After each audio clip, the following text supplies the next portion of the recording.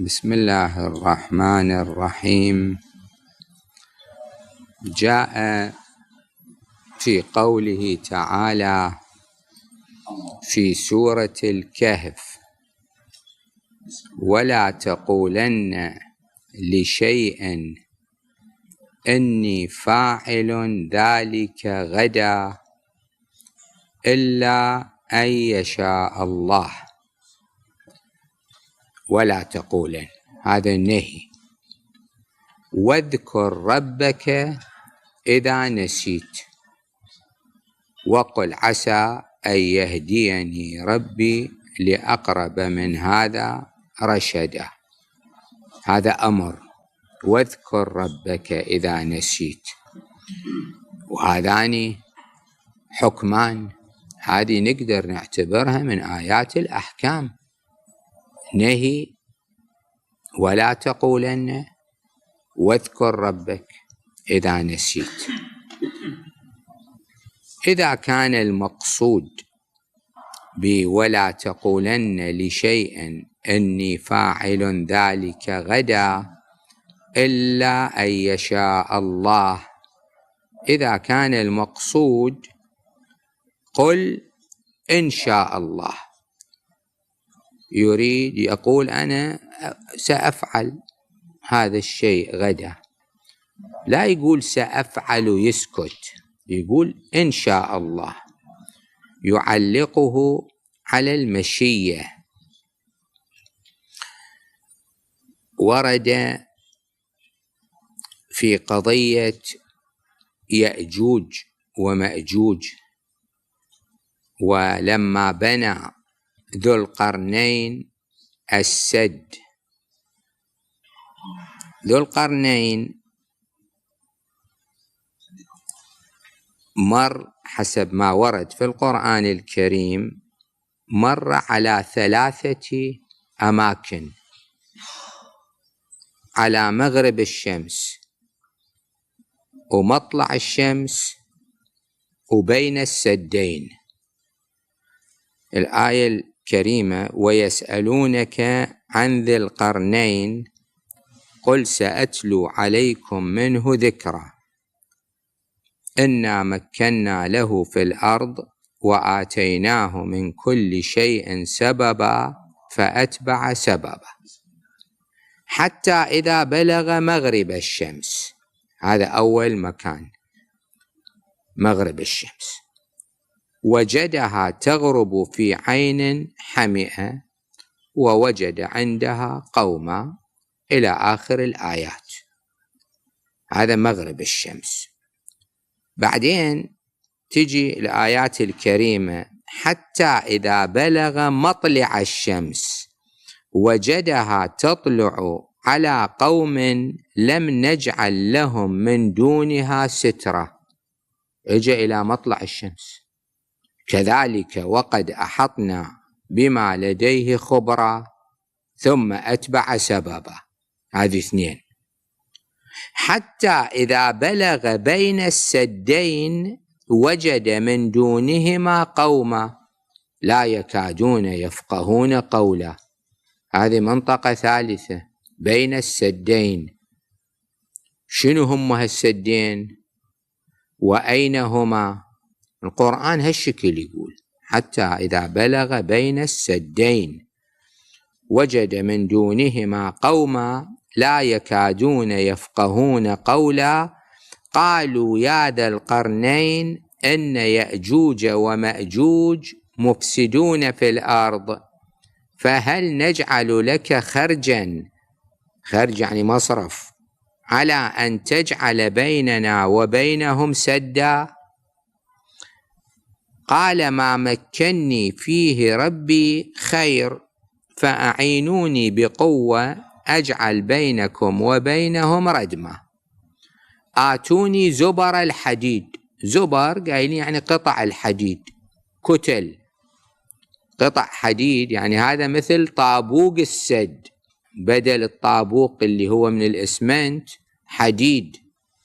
آتوني زبر الحديد حتى إذا ساوى بين الصدفين. الصدفين قايلين يعني طرفي الجبلين، ملأ المنطقة بين الجبلين بكتل الحديد مثل الطابوق رتبه. قال انفخوا، أي النفخ في آلة اللي تنتج حرارة، حتى إذا جعله نارا صار هذا الحديد حامي.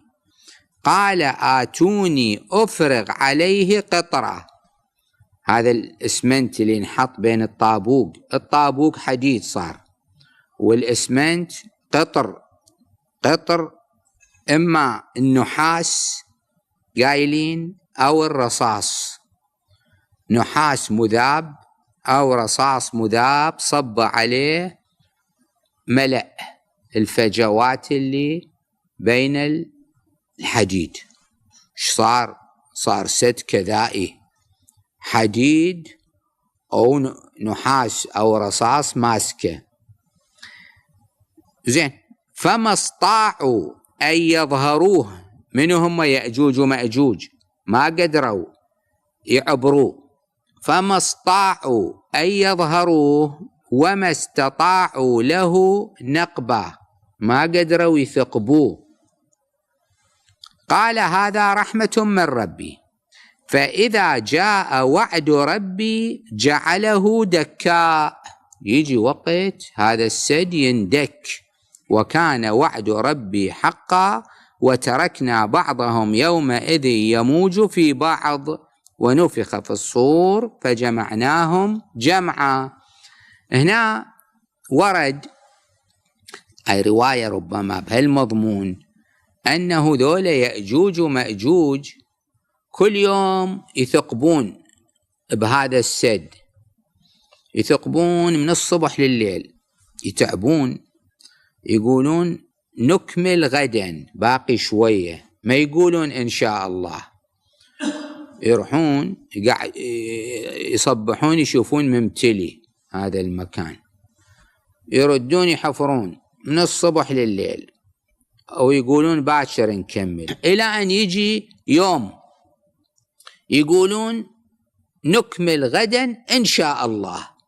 من قالوا إن شاء الله يجون الصبح يشوفون مو ممتلي، باقي شوية، يثقبوا ينقبوا ويطلعون. هذه إن شاء الله مهمة.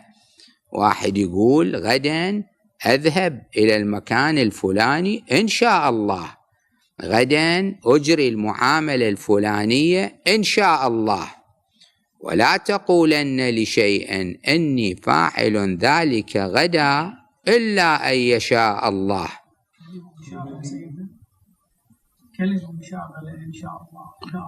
إذا أراد الله تعالى بإذن الله عز وجل. أو أنا شايف شنو الفرق بين استطاع واستطاع؟ فما استطاعوا أن يظهروه وما استطاعوا له نقبة. استطاع واستطاع يقولون معناهم واحد، لكن كثرة المباني تدل على كثرة المعاني.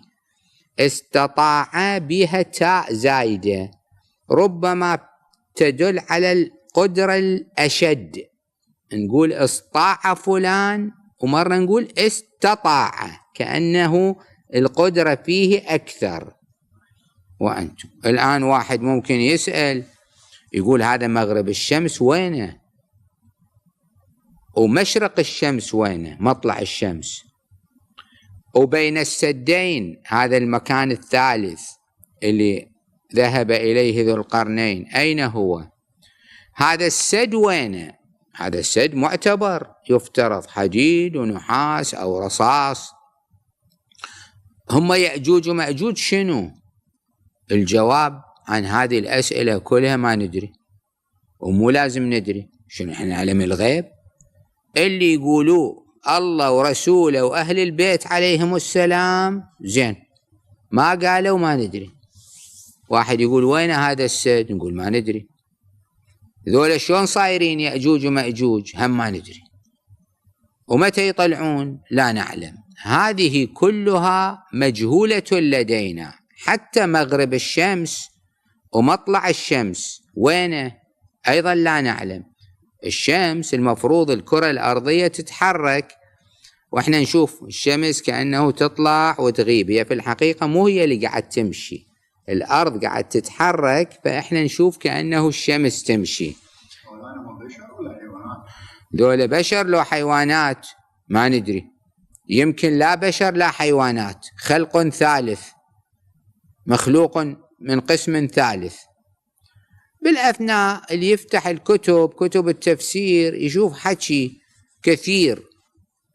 الآن هذا الكلام إذا عن إمام يصدر إحنا نقبل، أما إذا لا تذكر في الكتب قضايا أنه دولة ناس، مو ناس، مخلوقات، عندهم كل واحد الأذن مالته بطولة، إذانه نازلة الرجلة، إحنا شايفين الصخور إذاناتهم طوال بس مو بطولها، بعد ما توصل بطولها، هذا يقول إذانه بطولة زين. وبعدين وحدة من آذانه من ينام يفرشها يسويها دوشق، والثانية يسويها غطا، يعني دوشقة وغطاء وياه، المخدة مالته منين يجيبها ما ندري.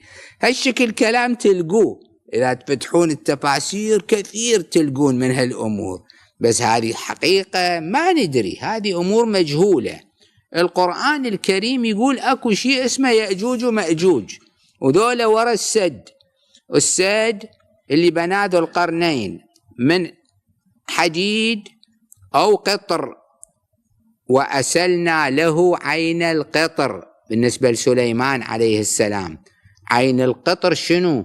إما عين النحاس أو عين الرصاص. على كل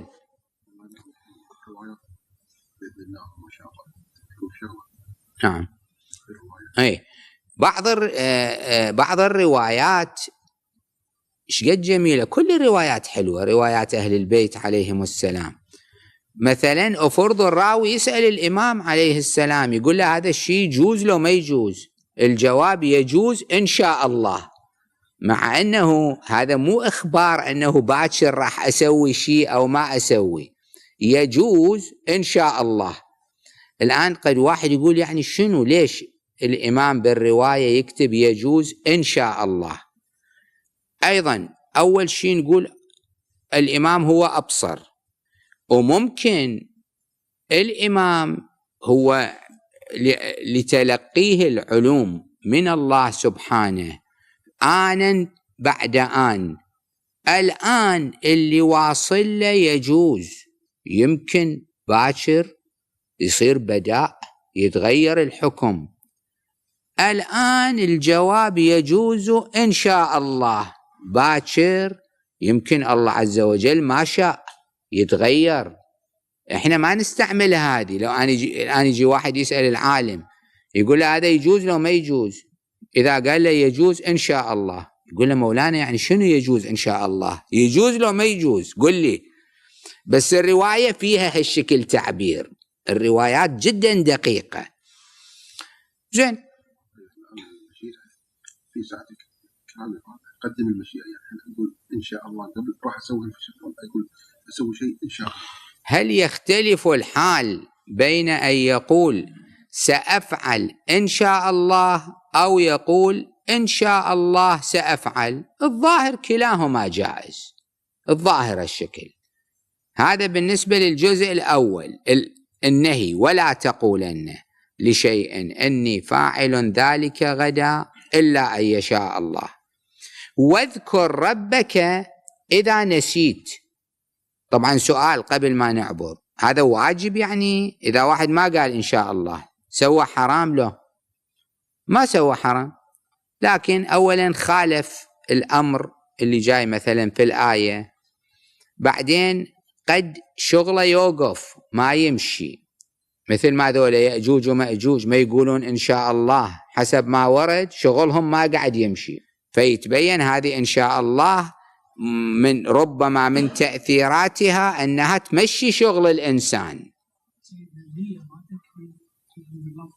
النية تكفي بالقرآن الآية ولا تقولن لشيء إني فاعل ذلك غدا إلا أن يشاء الله. لعل ظاهرها قول يقوله بلسانه